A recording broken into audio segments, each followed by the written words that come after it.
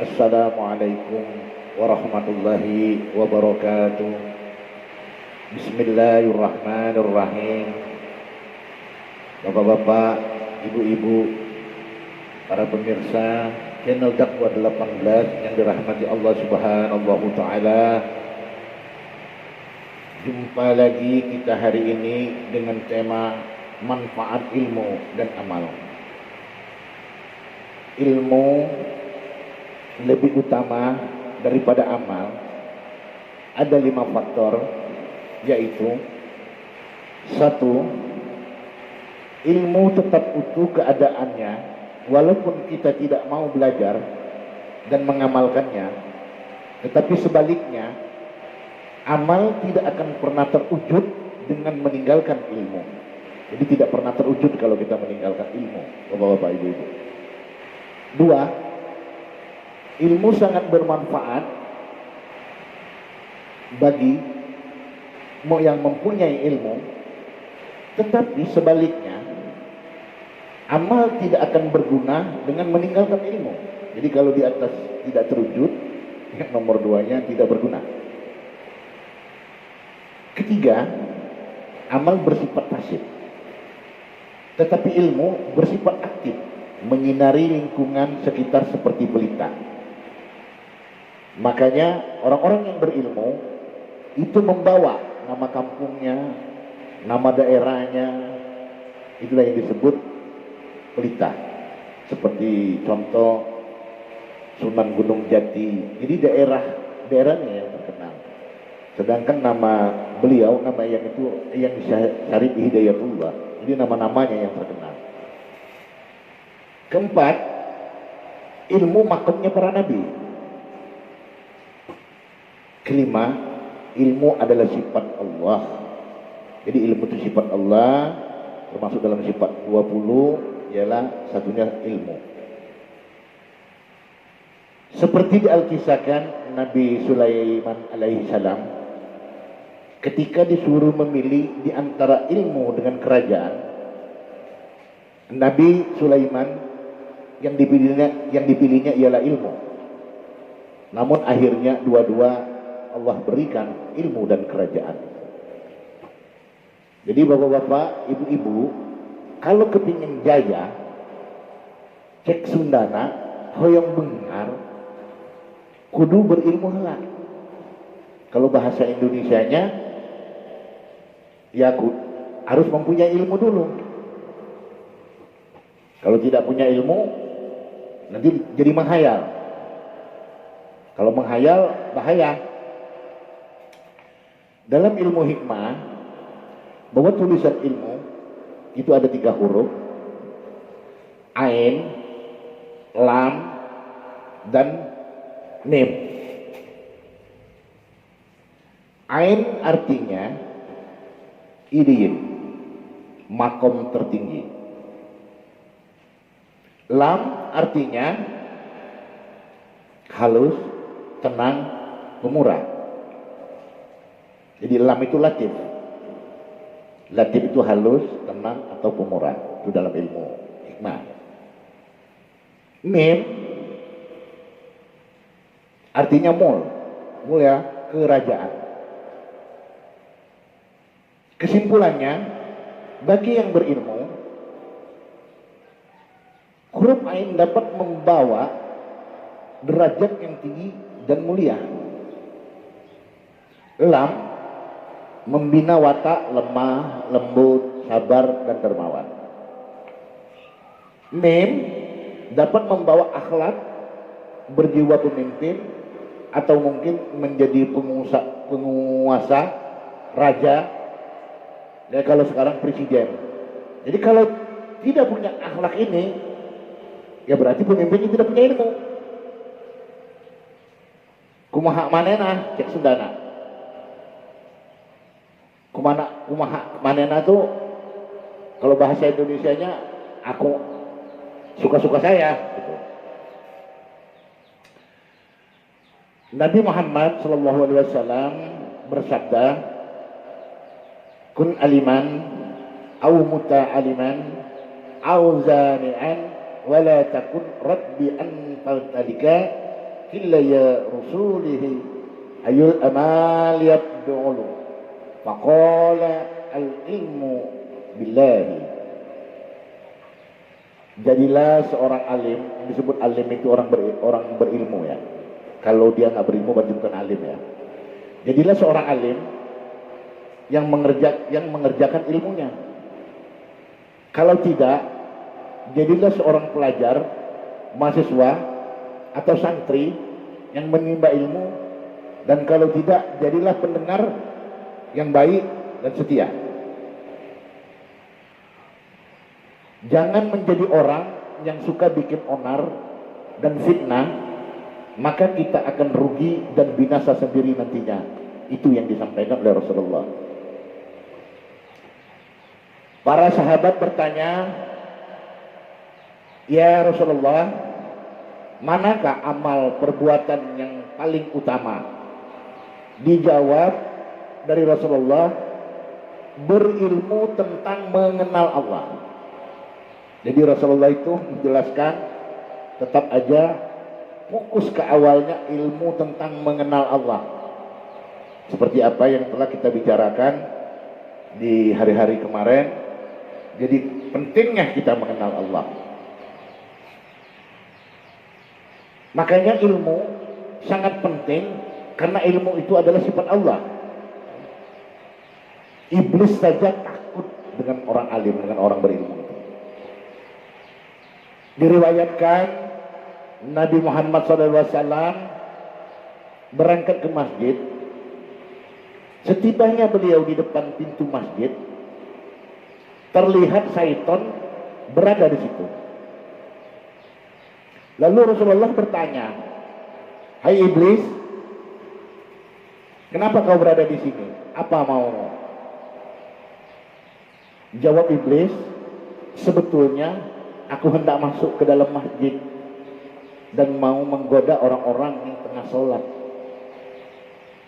Namun apa daya, rasa getarku terhadap seorang pria yang tidur ini mengakibatkan rencanaku gagal."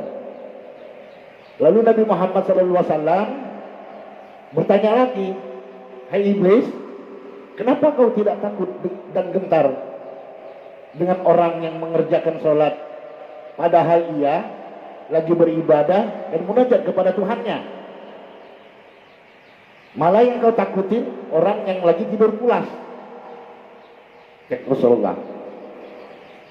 Dijawab dari iblis, "Karena orang yang lagi mengerjakan sholat itu pada bodoh dan gampang aku perdaya merusak sholatnya. Yang aku takutkan jika orang alim ini bangun dan membetulkan sholatnya." Tuh, iblis saja takut ya. Lalu Nabi Muhammad SAW bersabda, "Na'amul alim khairun min ibadatil jahil." Tidurnya orang alim atau orang berilmu lebih utama daripada ibadahnya orang bodoh. Nah, itu biar paham. Jadi kalau orang bodoh beribadah itu berbahaya. Allah berfirman dalam surat Al-Ma'un, "Fawailul lil musallin allazina hum an salatihim sahun." Celaka bagi orang yang lalai di dalam sholatnya, mereka masuk ke neraka jahanam. Jadi wil itu jurang yang paling dalam. Jadi orang yang celaka di dalam sholat, lalai dalam sholat itu bukan lalai tidak sholat.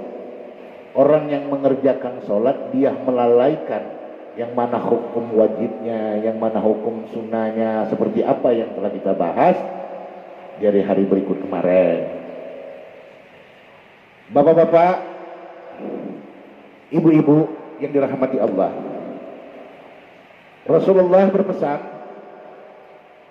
sesungguhnya Allah menjadikan manusia itu ada 8 perkara. 4 bagian penghuni surga, 4 lainnya bagian ke neraka. Nabi Muhammad SAW bersabda,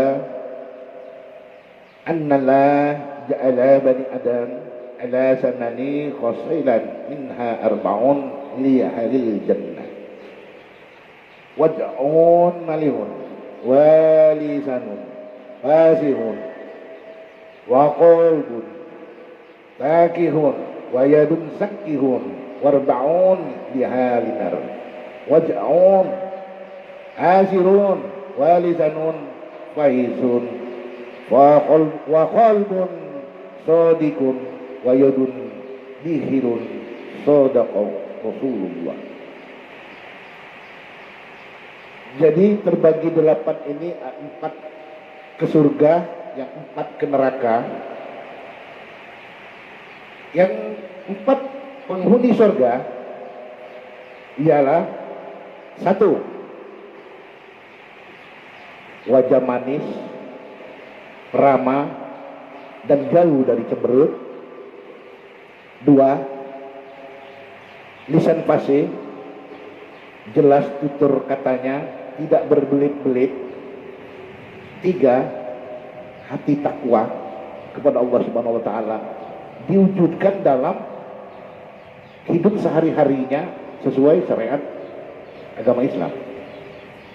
4, berjiwa dermawan, suka memberi dan membantu yang lemah, serta membelanjakan hartanya di jalan Allah dari harta yang didapatkan dengan cara yang halal. Bapak-bapak, ibu-ibu, jadi orang-orang penghuni surga yang 4 ciri-cirinya tadi semoga ada di dalam diri kita semua. Amin ya Allah ya Rabbal Alamin. Dan perkara 4-nya lagi yang penghuni neraka. Jadi penghuni neraka itu ada 4 lagi, karena terbagi 8 tadi, 4 ke surga, 4 ke neraka. 1 yang ke neraka nih, wajah muram, suka marah dan cemberut, sangat tidak nyaman kalau kita melihatnya. Kedua, lisan keji, suka berkata jijik, mungkar dan meyakinkan lawan bicaranya, suka melukai hati orang lain. Jadi suka berdusta, suka melukai hati orang, domba, asut, menggunjing dan dusta. Ketiga, hati keras bagaikan batu karang dalam mengingkari kebenaran agama dan lazimnya disebut kepala batu. Keempat, tangan kikir, lazim disebut suka menggenggam tangan untuk kepentingan agama umum, itu disebut tangan tergenggam. Begitulah bapak-bapak, ibu-ibu, yang paling kita takutkan seperti begitu. Jangan sampai kita punya akhlak seperti begitu. Segera memohon kepada Allah agar diberi Allah jalan, agar kita termasuk orang-orang yang diberi petunjuk jalan yang lurus. Jadi jalan yang diridhoi Allah, jalan yang tidak dimurkai dari Allah Subhanahu wa taala. Bapak-bapak, ibu-ibu, semoga kita tidak termasuk dalam golongan 4 perkara yang jadi penghuni neraka. Dengan tausiah singkat ini, bapak-bapak, ibu-ibu, sekali lagi saya ulangi, semoga kita tidak termasuk di dalam golongan 4 ini. Celaka kita, rugi kita kalau termasuk di dalam golongan ini. Makanya kesimpulan apa yang dipesankan Rasulullah tadi, yang paling utama ialah mengenal Allah. Karena berulang-ulang kali sudah saya sampaikan kepada bapak-bapak, ibu-ibu, baik pun pemirsa channel Dakwah 18, kunci ibadah itu ialah mengenal Allah ya.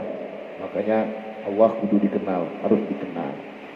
Kalau tidak dikenal, nanti sia-sia. Makanya kita harus punya ilmu. Makanya kita bahas hari ini ilmu dan amal. Demikian bapak-bapak, ibu-ibu, dengan tausiah singkat ini semoga bermanfaat. Cukup sampai di sini dulu. Saya akhiri. Assalamualaikum warahmatullahi wabarakatuh.